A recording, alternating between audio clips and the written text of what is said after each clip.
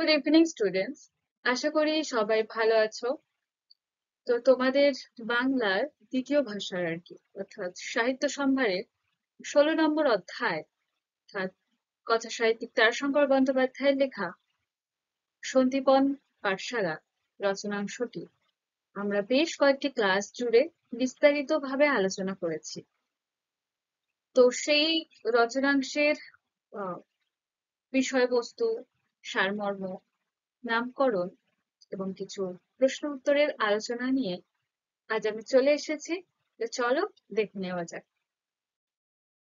তো আমাদের আলোচ্য পাঠ্য সন্দীপন পাঠশালা এটি আসলে কথা সাহিত্যিক তারাশঙ্কর বন্দ্যোপাধ্যায়ের লেখা তার মূল উপন্যাস সন্দীপন পাঠশালা থেকেই নেওয়া হয়েছে। অর্থাৎ আহ আলোচ্য পাঠ্য সন্দীপন পাঠশালা রচনাংশটি মূল সন্দীপন পাঠশালার উপন্যাসেরই একটা অংশ। হুম তো এই উপন্যাসটিতে সেই সময়কে দেখানো হয়েছে যে সময়ে আমাদের ভারতবর্ষ ছিল ব্রিটিশদের শাসনাধীনে, ব্রিটিশদের অধীনে। হুম এবং সেই সময় আহ, যে আহ, শহরগুলি ছিল, শহরাঞ্চলে তখন শিক্ষার জোয়ার তখন চলে এসেছিল, তো আধুনিক শিক্ষার জোয়ার চলেই এসেছিল প্রায়। অর্থাৎ শহরের মানুষজন শিক্ষার গুরুত্ব আহ, বুঝতো, তারা তাদের ছেলে মেয়েদেরকে পড়াশোনা শেখাতো, লেখাপড়ার গুরুত্ব বুঝতো, মর্যাদা দিত। তো ততদিনে শহরগুলিতে বেশ রমারম পড়াশোনা চলতো, কিন্তু প্রত্যন্ত গ্রামগুলিতে তখনও শিক্ষার আলো পৌঁছায়। হুম আহ এমনকি বলা যায় এখনো কিছু কিছু জায়গায় এরকম শিক্ষার আলো কম পৌঁছেছে। হ্যাঁ, তো যাই হোক, তো সেই সময় সেই ব্রিটিশ শাসনাধীন কালীন সময়, তৎকালীন সমাজে তখন যেমন গ্রামগুলিতে শিক্ষার আলো পৌঁছায়নি, তেমনি প্রবল জাতি, ধর্ম, বর্ণ এগুলির ভেদাভেদ ছিল। উচ্চ জাতি নিচু জাতির প্রবল ভেদাভেদ ছিল। হুম যে আহ, নিচু জাতির ছেলে মেয়েদের সাথে উঁচু জাতির ছেলে মেয়েরা পড়বে, অসম্ভব, এটা মানা যায় না। উঁচু জাতির লোকজনরা সেটা মেনে নিত না। হুম এটা তাদের জাত চলে যাওয়ার মতো ভয় পেত, এরকম। তো এই সবের কারণে আরোই আহ, সব শিক্ষাহীন থাকতো। হুম এবং এই এই জাতপাত, এই ভেদাভেদ ছাড়াও আরো একটি কারণ ছিল প্রত্যন্ত গ্রামগুলিতে সব অশিক্ষিত থাকার। যে দেখো, প্রত্যন্ত গ্রামের যে মানুষগুলি দিন আনা দিন খাওয়া, হুম তো এবং বেশিরভাগ সব চাষাভুষা মানুষ। তো চাষাভুষা মানুষ, তারা নিজেরাও পড়াশোনা করেনি, তাই তারা শিক্ষার মর্যাদা বুঝতো না।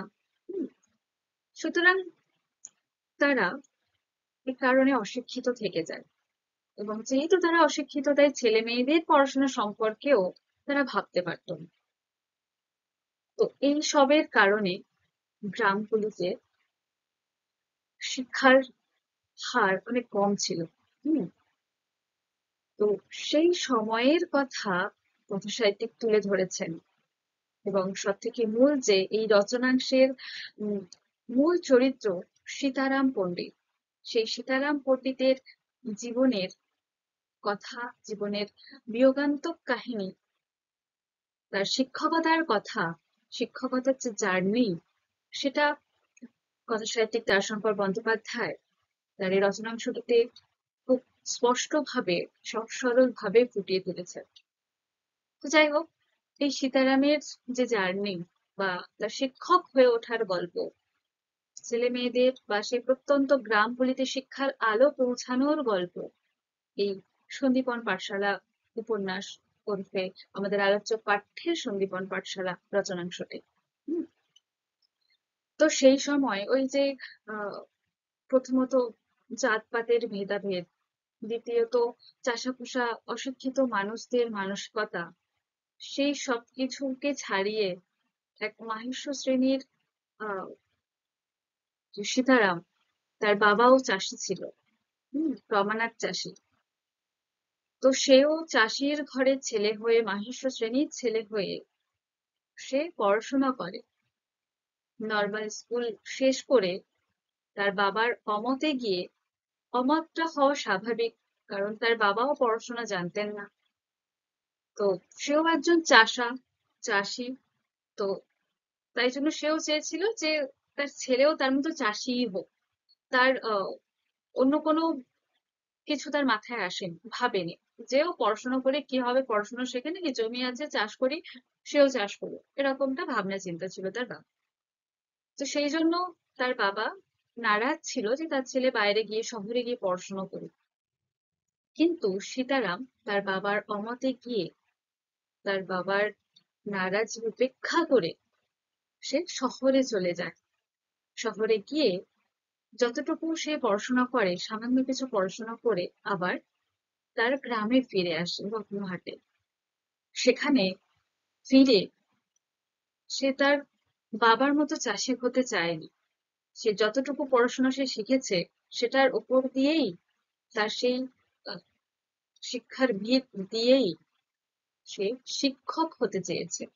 কারণ সে ছোটবেলায় দেখেছিল যে এই জাতপাতেরও ঊর্ধ্বে শিক্ষক। তার কারণ আহ সে দেখেছিল ছোটবেলায় যে তার যে মাস্টার মশাই ছিলেন, তাকে সে নিচু জাতির ছিল, বা তিনি নিচু জাতির ছিলেন তার মাস্টার মশাই, কিন্তু জমিদারদের ছেলেরা, তো তারা উচ্চ জাতির। তো সেই উচ্চ জাতির ছেলেরাও তার মাস্টার মশাইকে স্যার বলে ডাকতো। সেই কতটা সম্মান। হম তো তাই সীতারাম বুঝেছিল যে এই জাতি, ধর্ম, বর্ণ, এই সবকিছুরও ঊর্ধ্বে থাকে শিক্ষক, পণ্ডিত। তাই তার সেখান থেকে তার স্বপ্ন আসে যে সে শিক্ষকই হবে, সে তার বাবার মতো চাষী হবে না। হুম এবং সেখান থেকে শুরু হয় তার জীবনের আরো দুঃখের দিন বা কষ্টের দিন বলো, বা তার লড়াইয়ের দিন। হুম তো এই লড়াই, তার জীবনের লড়াই যে শুরু হয়, সেটা তার একদম বৃদ্ধকাল অব্দি যেন সেই লড়াই চলতে থাকে। হুম, তো তারপরে কি হলো, সে আহ, তার শিক্ষক হওয়ার স্বপ্ন নিয়ে এসে তার বাবার মতো চাষি না হতে চেয়ে জাতির ঊর্ধ্বে যেতে গিয়ে, তার আত্মমর্যাদা বোধ দৃঢ় করতে গিয়ে সে ছোট থেকে শুরু করে। সে জমিদারদের দুটি ছেলেকে সামান্য বেতনে পড়ানো শুরু করে। হুম, তো এটা দিয়েই তো শুরু শিক্ষকতার। তারপর ধীরে ধীরে আহ, সে তার রত্নহাটে একটা পাঠশালা তৈরি করে। সে পাঠশালা তৈরিটা খুব একটা সহজকর ছিল না। এবং আরো একটা গুরুত্বপূর্ণ কথা বলা হয়নি, যেটা হলো এই রচনাংশের আরো একটি গুরুত্বপূর্ণ চরিত্র আছে, বা প্রধান চরিত্র আছে, সেটা হলো ধীরানন্দ, সীতারামের ধীরাবাবু। এই ধীরাবাবু বা ধীরানন্দ সীতারামের জীবনে ব্যাপক প্রভাব ফেলে। হুম, তার জীবনের সঙ্গে জড়িত। এই সীতার ধীরানন্দ, যে কিনা একজন মেধাবী ছাত্র, সে সীতারামের থেকে অনেক বয়সে ছোট। হুম, তার সঙ্গে পরিচয় হয়ে হুম, সে তার জীবনের সঙ্গে যেন একরকম জড়িয়ে পড়ে। ধীরানন্দ সীতারামকে অনেক সম্মান করে, শ্রদ্ধা করে। ধীরানন্দ যে কিনা দেশের হয়ে লড়ে, সে একজন প্রত্যক্ষ বিপ্লবী কর্মী। হুম দেশের জন্য লড়ে। এই স্বদেশী আন্দোলনে তাকে জেলও খাটতে হয়। হুম এবং তাকে সবাই প্রায় এক নামে চেনে, এরকম বিপ্লবী কর্মী সে, বা তিনি বলা যায়, অবশ্যই সম্মানীয়। এবং রচনাংশে আমরা দেখি যে ধীরানন্দ, সে বা সরি তিনি একজন বড় মাপের লেখক হয়ে ওঠে। হুম এবং সেই সেই ধীরানন্দের কথা এজন্যই বলা, তার কারণ সীতারামের এই তার সন্দীপন পাঠশালা নির্মাণের পেছনে ধীরানন্দেরও পরিশ্রম আছে, তারও সহায়তা আছে। এবং সন্দীপন পাঠশালা এই নামকরণটিও ধীরানন্দই করে। আহ কারণ সন্দীপন মুনির কাছে শ্রীকৃষ্ণ পড়েছিল, সেই জন্যই সেই পাঠশালারও নামকরণ করেছেন সন্দীপন পাঠশালা বলে। হুম। তো যাই হোক, এই সন্দীপন পাঠশালা তৈরির পিছনে অনেক কাঠখড় পোড়াতে হয়েছে সীতারামকে। হুম, যে দেখো, সেই সময় এই যে জাতপাতের এত ভেদাভেদ, নিচু জাতির ছেলে মেয়েদের সঙ্গে উঁচু জাতির ছেলেমেয়েরা পড়বে না, যাতে তাদের জাত যাবে।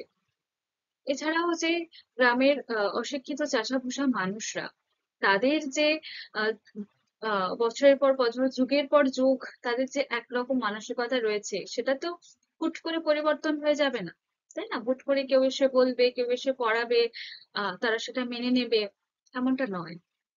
সেটার জন্য অনেক পরিশ্রম করতে হয়েছে, অনেক আহ, প্রচেষ্টা এর সঙ্গে ছিল সীতারামের। হুম, সেই উঁচু জাতির মানুষদের থেকে অনেক টিটকারি, আহ, লাঞ্ছনা, অপমান, অপবাদ সীতারামকে সহ্য করতে হয়েছে। হুম, এবং অনেক সময় আহ, সেই উঁচু জাতির মানুষদের ষড়যন্ত্রেরও মুখাপেক্ষী হতে হয়েছে সীতারামের। তার সন্দীপন পাঠশালা একদম ভেঙে গুড়িয়ে গেছিল, একদম শেষ হয়ে গেছিল। আবারও সেই সন্দীপন পাঠশালা তার প্রচেষ্টা দিয়ে, তার সমস্ত, অর্থাৎ সীতারামের কথা বলছি, সীতারাম তার নিজের সুখ ত্যাগ করে, তার তার সুখগুলিকে বিসর্জন দিয়ে, দুঃখকে আপন করে নিয়েও, তার সবকিছু দিয়েই তার সন্দীপন পাঠশালাকে আবার দাঁড় করিয়েছেন। সে গ্রামের সমস্ত নিচু জাতি, উঁচু জাতি, সমস্ত জাতি, ধর্ম, বর্ণ নির্বিশেষে সকলেরই শিক্ষার ব্যবস্থা করেছিল। সবার কাছে, প্রত্যেক ঘরে ঘরে সে শিক্ষার আলো পৌঁছাতে চেয়েছিল, ঠিক শহর অঞ্চলের মতো। হুম। তো এই যে সন্দীপন পাঠশালা তৈরির পিছনে সেই ধীরানন্দেরও কিছু অবদান আছে। সীতারাম সেটা মানেও, এবং সীতারামও ধীরানন্দকে খুব সম্মান করে। হুম। এবং সেই ধীরানন্দ শেষে আবার ফিরে আসে সীতারামের কাছে, তার সীতারাম পণ্ডিতের কাছে, তার পণ্ডিতের জীবনের গল্প লিখতে। হুম।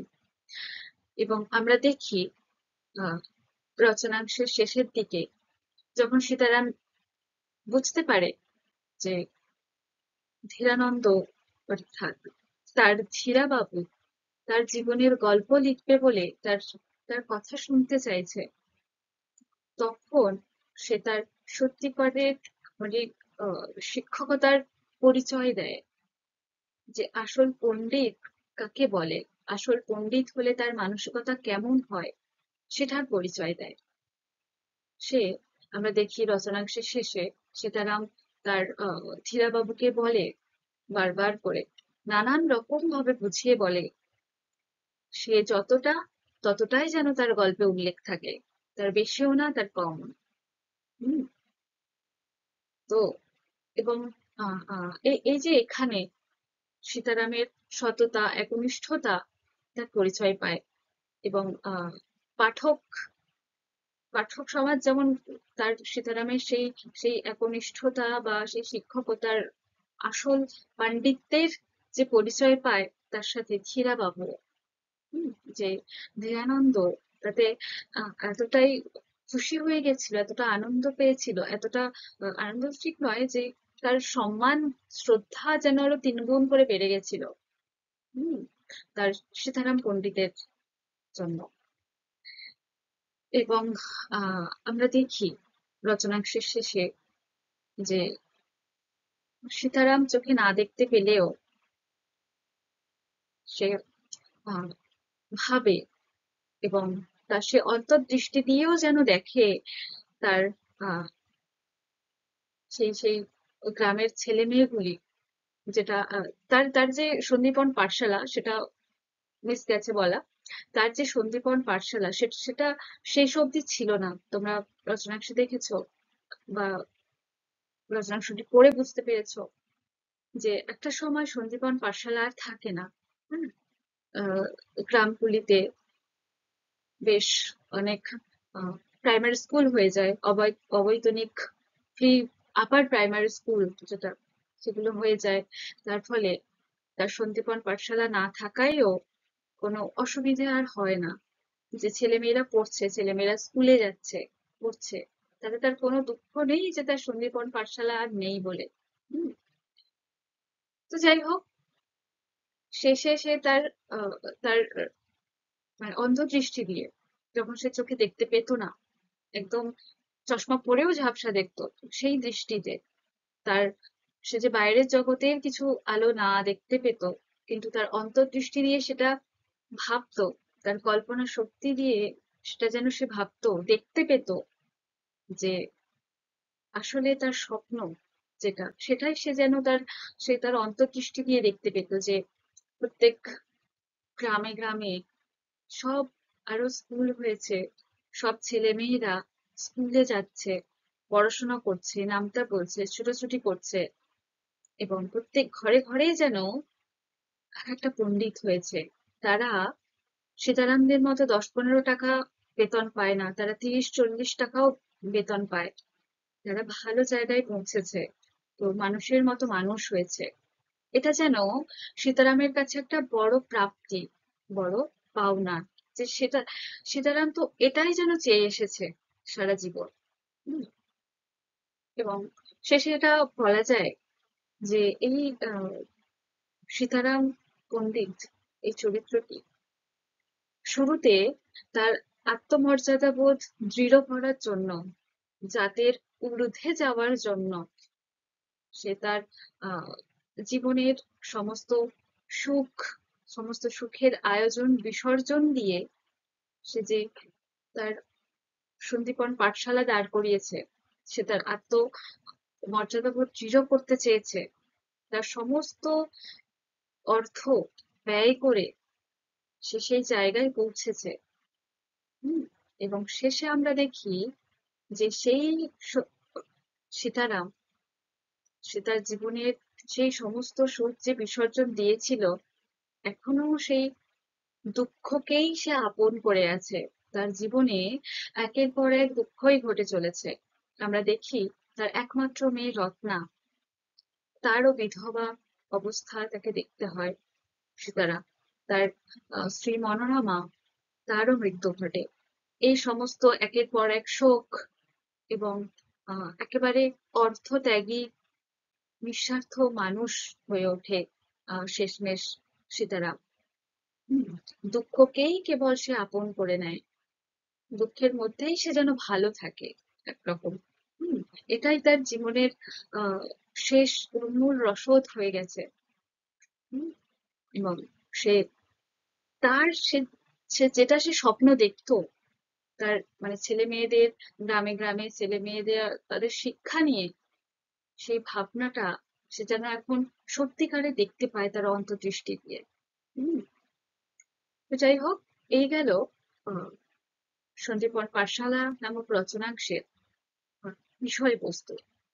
এবং সারমর্ম অনুযায়ী আহ 1-2 লাইন এটাই বলা চলে যে কথাসাহিত্যিক তারাশঙ্কর বন্দ্যোপাধ্যায় এই সঞ্জীবন পাঠশালা রচনাংশটিতে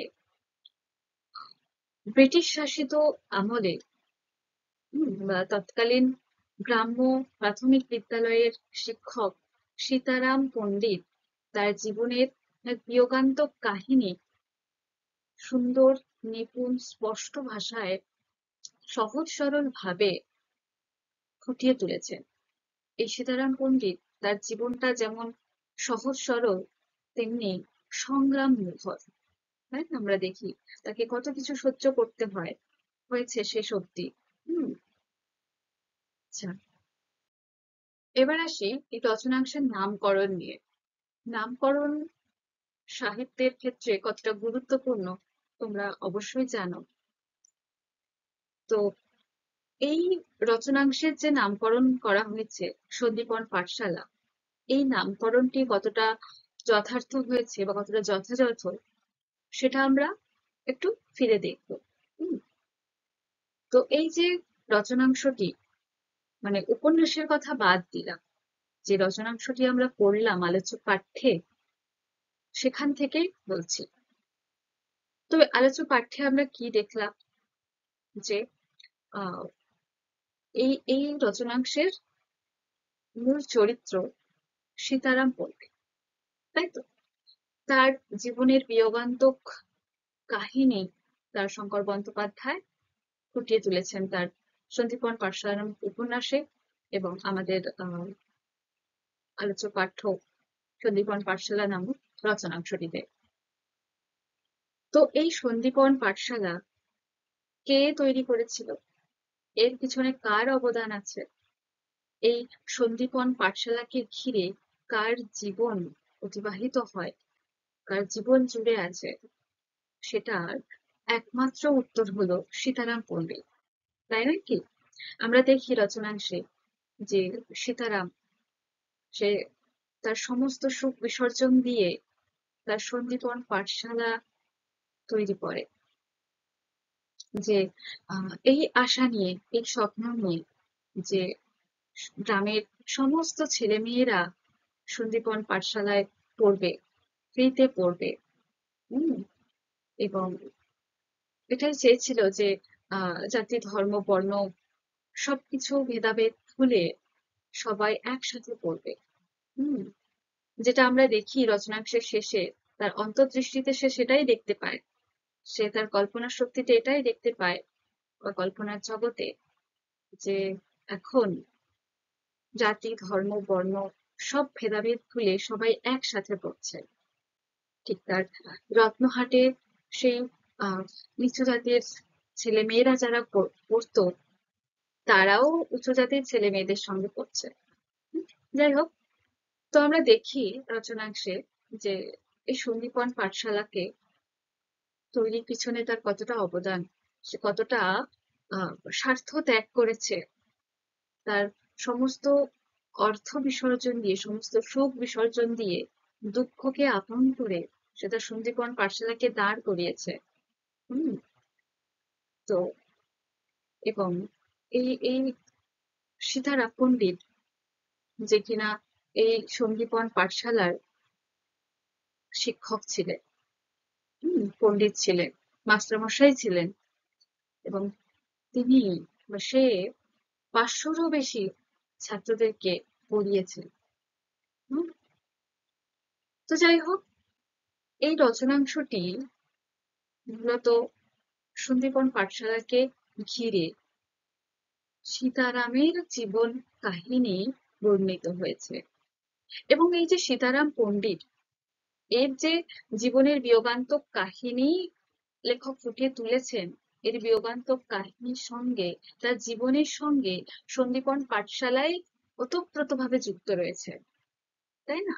তার জীবনের অর্ধেকটা, তার অর্ধেক জীবন তার সন্দীপন পাঠশালা দাঁড় করাতে গেছে।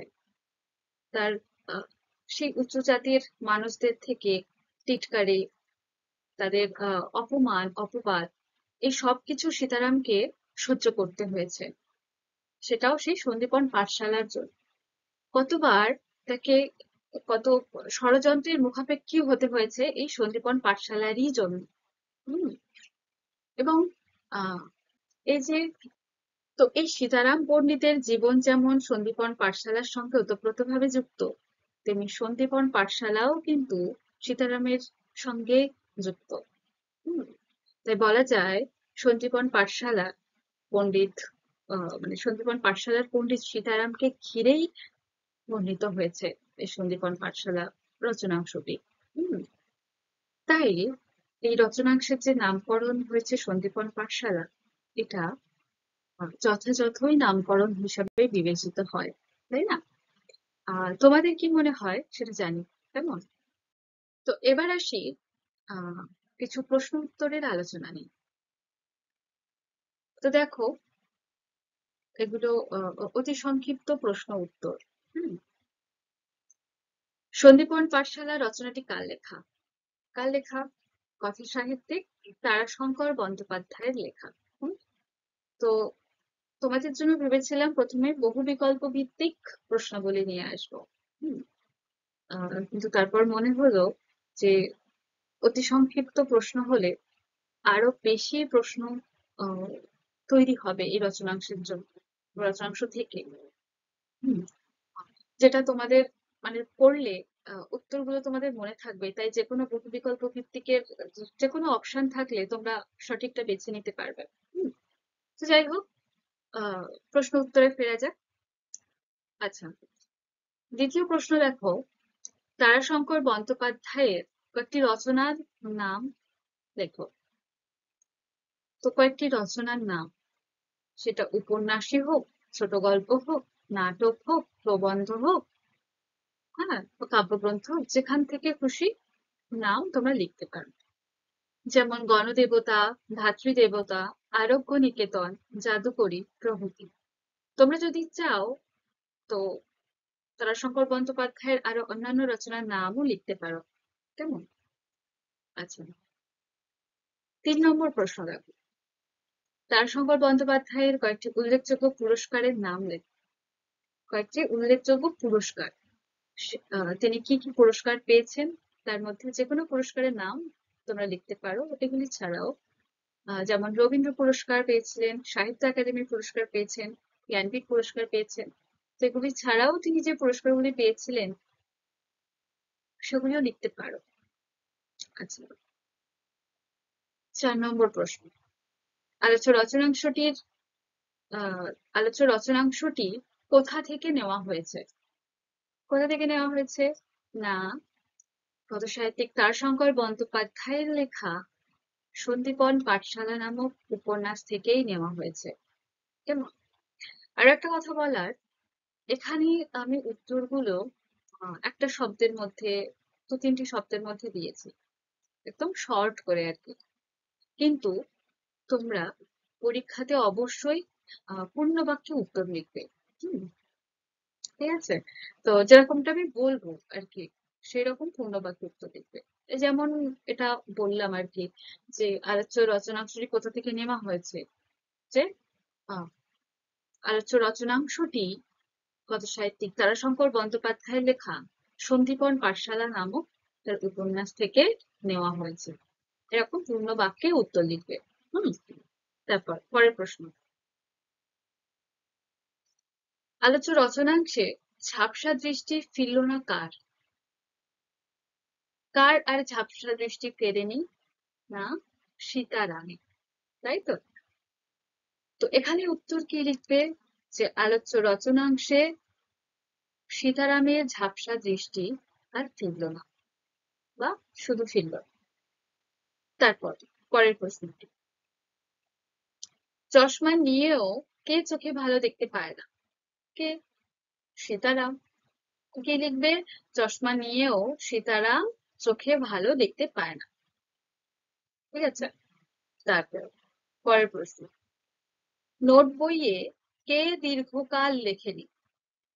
কে? একদম রচনাংশের শুরুতেই আমরা দেখি যে অনেকদিন পর নোট বই খুলেছে। কে? না, সীতারাম। তো কি লিখবে? নোট বইয়ে সীতারাম দীর্ঘকাল লেখেন। তারপর পরবর্তী প্রশ্ন রাখো, সীতারাম কবে তার নোট বই খুললো? কবে? দেখো, রচনাংশে আমরা দেখি যে সাল তারিখ উল্লেখ করা আছে, মাস উল্লেখ করা আছে। সেরকমই আমাদের লিখতে হবে যে সীতারাম 1946 সালে 1 জানুয়ারিতে তার নোট বই খুলল। ঠিক আছে? আচ্ছা, তারপরের প্রশ্ন, দীর্ঘকাল পরে কে দেশে আসছেন? কে আসছেন? কার জন্য সীতারাম অধীর আগ্রহে ছিল? না, ধীরাবাবু। এটা সীতারামের ধীরাবাবু। তোমরা ধীরানন্দও বলতে পারো, দুটোর মধ্যে যে কোনো মানে দুটোর মধ্যে যে কোনো বললে সেটা ঠিক হবে। ধীরানন্দও বলতে পারো, ধীরাবাবুও বলতে পারো। হুম। তো দীর্ঘকাল পরে ধীরাবাবু বা ধীরানন্দ দেশে আসছেন। ঠিক আছে, তারপরে প্রশ্ন, ধীরাবাবু যেখানে আসছেন সেই জায়গাটির নাম কি? ধীরাবাবু আহ, যেখানে আসছেন অর্থাৎ যে গ্রামে আসছেন সেই জায়গাটির নাম কি? যে রত্নহার। হুম, সীতারামের গ্রাম সেই রত্নহার। তো কি লিখবে তাহলে? যে ধীরাবাবু যে গ্রামে আসছেন বা যেখানে আসছেন সেই জায়গাটির নাম হলো রত্নহার। হুম, তারপর ধীরাবাবুর পেশা কি? ধীরাবাবু পেশায় কি ছিলেন? কি ছিলেন? ধীরাবাবু একজন লেখক, বড় মাপের লেখক, তাই না? কি লিখবে? ধীরাবাবু পেশায় একজন লেখক ছিলেন। ঠিক আছে, পরের প্রশ্ন দেখো, আলোচ্য রচনায় দেশে দুর্ভিক্ষ এলো কেন? এখানে অতি সংক্ষিপ্ত প্রশ্ন, সেজন্য তোমাকে সেরকম অতি সংক্ষিপ্ত ভাবে উত্তর দিতে হবে। কেন বলতে বলা হয়েছে মানে 3-4 লাইন লিখে ফেলবে তা কিন্তু নয়। হুম, আলোচ্য রচনায় দেশে দুর্ভিক্ষ এলো কেন বা এসেছিল কেন? না, যুদ্ধের কারণে। হুম, তো কি লিখবে? আলোচ্য রচনায় দেশে যুদ্ধের কারণে দুর্ভিক্ষ এসেছিল। হুম, তারপর যুদ্ধের ফলে কারা দেশত্যাগী হলো? কারা? সকলেই কি দেশত্যাগী হয়েছিল? না। কারা দেশত্যাগী হয়েছিল? না, গরিবরা। যারা গরিব মানুষ ছিল তাদেরকে দেশত্যাগ করতে হয়েছিল। তো কি লিখবে? যে যুদ্ধের ফলে গরিবেরা দেশত্যাগী হলো বা হয়েছিল। পরের প্রশ্ন, দুনিয়া জোড়া লন্ডভন্ড হয়ে গেল কিভাবে? কিভাবে দুনিয়া জোড়া লন্ডভন্ড হয়ে গেল? না, যুদ্ধের কারণে, তাই তো? তো কি লিখবে? যে আলোচ্য রচনায় বা আলোচ্য রচনাংশে দুনিয়া জোড়া লন্ডভন্ড হয়ে গিয়েছিল যুদ্ধের কারণে। ব্যাস হয়ে গেল। তারপর 1940 থেকে 45 সাল পর্যন্ত দেশে কোন যুদ্ধের কথা রচনাংশটিতে উল্লেখ করা হয়েছে? অর্থাৎ এই যে দেশে দুর্ভিক্ষ এলো, দুনিয়া জোড়া লন্ডভন্ড হয়ে গেল, গরিবেরা দেশত্যাগী হলো, এই সমস্ত কিছু কোন যুদ্ধের কারণে ঘটেছিল? যেটা 5 বছর ধরে সে যুদ্ধ চলেছিল। কোন যুদ্ধ? না, দ্বিতীয় বিশ্বযুদ্ধ। হুম, তো কি লিখবে? যে 1940 থেকে 45 সাল পর্যন্ত দেশে দ্বিতীয় বিশ্বযুদ্ধের কথা রচনাংশটিতে উল্লেখ করা হয়েছে। হুম, তোমাদের যদি এরকম ঘুরিয়ে প্রশ্ন করা হয়, করা হয়ে থাকবে হয়তো, যে আহ, কোন যুদ্ধের ফলে দেশে দুর্ভিক্ষ এসেছিল? তৃতীয় বিশ্বযুদ্ধের ফলে। কোন যুদ্ধের ফলে গরিবেরা দেশত্যাগী হয়েছিল? তৃতীয় বিশ্বযুদ্ধের ফলে। কোন যুদ্ধের ফলে দুনিয়া জোড়া লন্ডভন্ড হয়ে গেছিল? কি লিখবে? একই, দ্বিতীয় বিশ্বযুদ্ধের কারণে। আচ্ছা, এগুলি মনে রেখো, কেমন? আচ্ছা, তো তোমাদের 16 নম্বর অধ্যায় অর্থাৎ কথাসাহিত্যিক তারাশঙ্কর বন্দ্যোপাধ্যায় লেখা তার সন্দীপন পাঠশালা এই রচনাংশটির সারমর্ম, বিষয়বস্তু, নামকরণ নিয়ে আলোচনা করলাম এবং এই সন্দীপন পাঠশালা থেকে কিছু অতি সংক্ষিপ্ত প্রশ্ন উত্তর নিয়েও আলোচিত হলো। তো আশা করছি যতটা পড়ানো হয়েছে তোমরা বুঝতে পেরেছো, কোনো অসুবিধা হয়নি। এবং কোনো প্রশ্নের উত্তর যদি ডাউট থাকে আমাকে অবশ্যই জানিও, আমি তোমাদেরকে আবার বলে দেওয়ার চেষ্টা করব। কেমন? তো ভালো থেকো সবাই, দেখা হচ্ছে পরের ক্লাসে আবার কিছু প্রশ্ন উত্তরের আলোচনা নিয়ে। ধন্যবাদ।